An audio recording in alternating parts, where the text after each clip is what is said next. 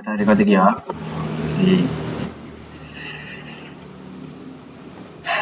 Oke, baik. Assalamualaikum warahmatullahi wabarakatuh. Waalaikumsalam warahmatullahi wabarakatuh. Oke, baik.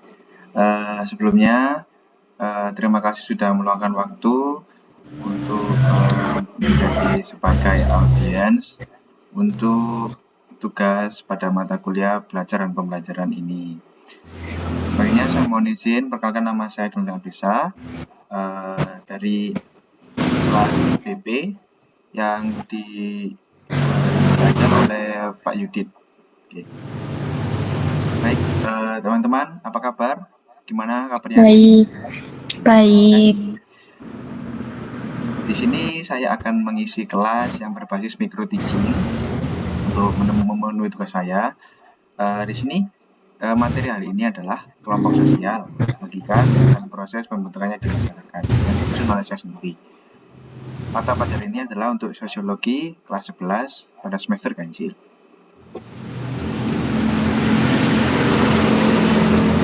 Pembahasan yang pertama adalah gini, teman-teman pernah nggak merasa kayak berada di tengah pasar yang ramai, tapi merasa tidak kenal siapa-siapa? Pernah. Ataupun juga berkumpul dengan teman segeng ataupun se-circle, dan pun itu merasa sangat dekat. Pernah. Ya.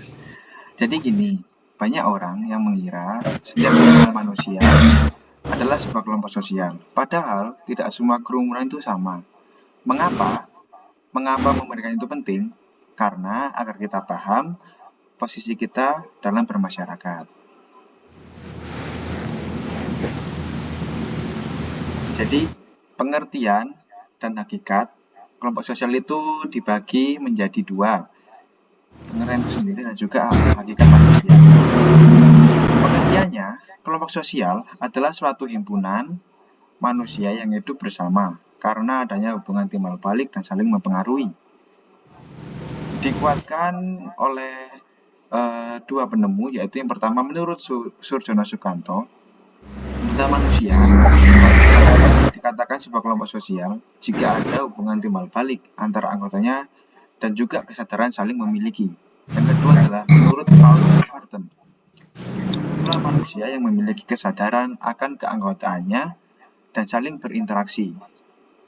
Yang kedua adalah hakikat manusia atau zoonpolitikon. Di sini disebutkan dan dijelaskan bahwa manusia adalah makhluk sosial yang memiliki naluri untuk selalu hidup dengan orang lain atau gregarionesis sejak lahir. Dari sini, teman-teman apakah sudah sedikit paham tentang apa sih itu kelompok sosial? Belum. Oh, masih belum. Jadi nanti teman-teman jika masih belum paham, nanti bisa saya terangkan kembali di pertemuan terakhir ya. Atau enggak kalau nanti saya share file materinya, oke? Oke, kita lanjut kepada pembahasan berikutnya. Sebuah kelompok sosial itu tidak semerta-merta bisa terbentuk karena di sini ada beberapa syarat menurut Surjono Sukanto agar bisa disebut sebagai kelompok sosial. Yang pertama adalah kesadaran. Yang dimaksud kesadaran itu adalah seharusnya di sebuah kelompok sosial, setiap anggota itu harus sadar bahwa ia adalah bagian dari anggota kelompok tersebut, seperti itu. Yang kedua adalah hubungan timbal balik. Adanya interaksi dua arah yang disebut aksi ataupun reaksi antar sesama anggota. Yang ketiga adalah faktor pengikat. Mempunyai kesamaan tujuan, nasib, ataupun juga ideologi yang mempererat suatu hubungan pada setiap anggota di kelompok sosial tersebut. Yang terakhir adalah berstruktur, memiliki pola perilaku, aturan, dan pembagian peran yang sangat jelas. Itu merupakan beberapa syarat utama yang harus ada di dalam setiap kelompok sosial tersebut. Begitu teman-teman. Jadi kelompok sosial itu tidak bebas ataupun semerta-merta ini bisa disebut sebuah kelompok sosial sebelum memenuhi 4 syarat utama tersebut. Sudah sedikit jelas? Jelas, Pak. Oke, terima kasih ya. Kita selanjutkan ke pembahasan materi berikutnya. Nah, di sini ada beberapa faktor pendorong untuk kelompok sosial. Mungkin teman-teman bertanya, kenapa sih kita berkelompok? Dan apa saja sih faktornya yang mendukung kita agar menjadi sebuah kelompok sosial? Faktor yang pertama adalah kesamaan genealogis atau darah. Yang dimaksud di sini adalah ruang lingkup kecil, yaitu keluarga, terbentuk karena sebuah ikatan keturunan. Contoh seperti keluarga, marga, ataupun dan juga sebagainya. Yang kedua adalah kesamaan geografis, tempat tinggal, ataupun lingkungan. Di sini terbentuk karena sebuah kedekatan pada lingkungan hidup maupun tempat tinggal. Contoh kecil di sini ada RT, Karang Taruna, PKK, dan organisasi sebagainya yang ada di sekitar kita. Yang ketiga adalah kesamaan kepentingan. Terbentuk karena suatu hobi ataupun tujuan yang sama. Contoh di sini saya mengambil contoh seperti klub futsal, basket, ataupun apa sih yang sekarang lagi ramai itu seperti paddle, seperti itulah. Dan juga itu juga disebut sebagai faktor pendorong untuk terbentuknya suatu kelompok sosial dengan suatu kesamaan kepentingan yang ingin dituju bersama. Seperti itu. Di sini saya mengambil contoh adalah contoh analisis dari sebuah tim basket sekolah. Di sini saya menganalisis berdasarkan 4 syarat yang pertama tadi, yaitu adalah kesadaran, interaksi, faktor pengikat, dan juga struktur. Contoh ini sebagai kesadaran di sebuah tim bola basket. Semua pemain itu pasti memakai seragam yang sama ataupun jersey yang sama. Dan dia juga memiliki merasa bahwa saya mempunyai tim. Nah, faktor yang pertama itu. Yang kedua adalah interaksi. Pemain dalam basket ini, semua anggota tim, saling mengoper bola dan merancang sebuah strategi dan berkomunikasi saat bertanding. Yang ketiga adalah faktor pengikat. Dalam setiap anggota tim basket ini, jelas mempunyai tujuan sama yaitu meraih kemenangan. Nah, ini merupakan suatu tujuan yang sangat penting dalam suatu kelompok sosial. Yang terakhir adalah struktur.